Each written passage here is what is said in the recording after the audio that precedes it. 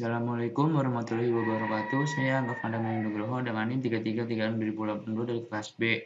Pada kali ini saya akan menjelaskan tentang APD dan APK. Untuk yang pertama, APD atau alat pelindung diri adalah kelengkapan yang wajib digunakan saat bekerja sesuai bahaya dan risiko kerja untuk menjaga keselamatan pekerjaan itu sendiri dan orang lain di sekelilingnya.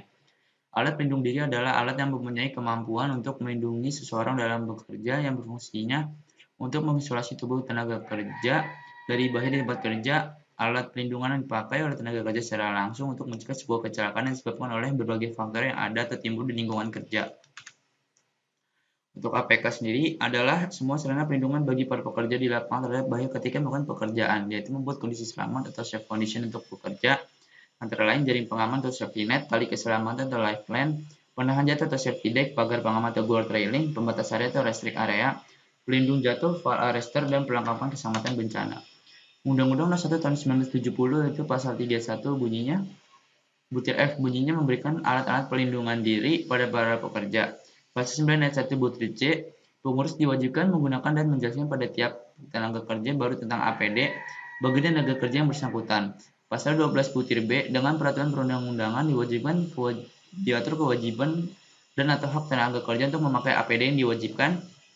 Pasal 14 butir C, pengurus diwajibkan menyediakan secara cuma-cuma alat perlindungan diri yang diwajibkan pada pekerja dan orang lain yang memasuki tempat kerja.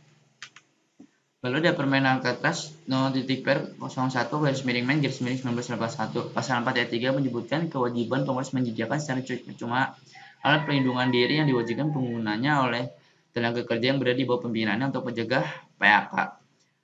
Permenakertas No.per 03/Men/1982. Pasal 2 menyebutkan memberikan nasihat mengenai perencanaan dan pembuatan tempat kerja, pembelian alat pelindung diri yang diperlukan dan gizi serta penyelenggaraan makanan di tempat kerja. Lalu ada Permenakertas No.per 08/Men/VII/2010. Pasal 2 ayat 1 menyebutkan pengusaha wajib menyediakan alat pelindungan diri bagi pekerja atau buruh di tempat kerja.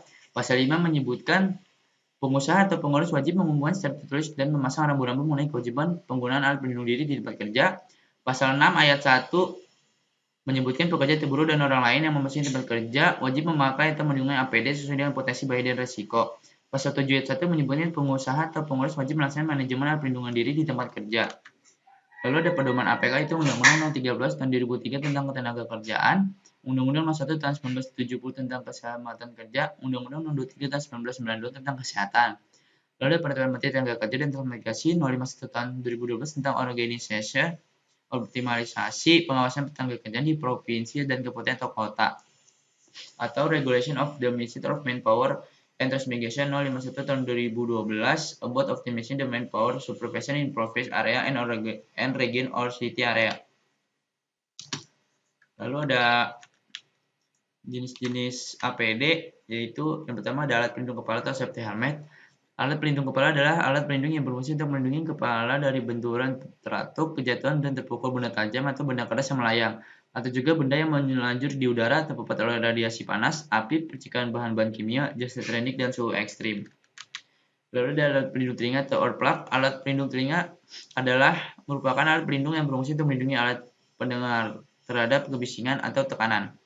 Yang ketiga ada alat pelindung tangan atau safety gloves, yaitu pelindungan tangan seperti sarung tangan adalah alat merupakan perlindungan yang berfungsi untuk melindungi tangan dan jari-jari tangan dari pancaman api, suhu panas, suhu dingin, radiasi elektronik, arus listrik, bahan kimia, benturan, pukulan, dan goresan. Lalu ada alat pelindung kaki atau safety shoes. Alat pelindung kaki berfungsi untuk melindungi kaki dari tertimpa atau benturan dengan benda-benda berat, tertusuk benda tajam, cairan panas, dan dingin. Pelampung berfungsi melindungi pengguna yang berada di atas air atau di permukaan air, terdiri dari bahi tenggelam atau pengaturan keterapungan buoyancy. Penggunaan agar dapat berada pada posisi tenggelam atau negatif buoyant atau melayang neutral buoyant di dalam air. Lalu ada jenis APK. Yang pertama ada jaring pengaman, yaitu agar material gedung atau proyek bangunan tidak jatuh karena sangat berbahaya jika material sampai jatuh ke bawah. Misal palu jatuh ke bawah bisa sangat fatal akibatnya. Lalu ada tali keselamatan atau lifeline, adalah tali pengaman fleksibel terbuat dari serat, kawat atau anyaman. Lifeline bisa dikaitkan pada anchor point.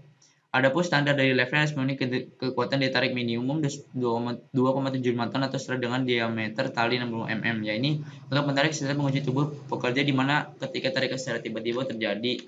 Lalu ada APAR. adalah alat yang digunakan untuk membedakan api atau meninggalkan kebakaran kecil. Pemadam api ringan atau APR pada umumnya berbentuk tabung yang disesuaikan dengan bahan pemadam api yang berkelanjutan tinggi. Dalam hal kesempatan kerja atau K3, APR merupakan peralatan wajib dilengkapi oleh setiap perusahaan dalam mencegah terjadinya kebakaran yang dapat mengancam kesempatan pekerjaan dan hasil perusahaan.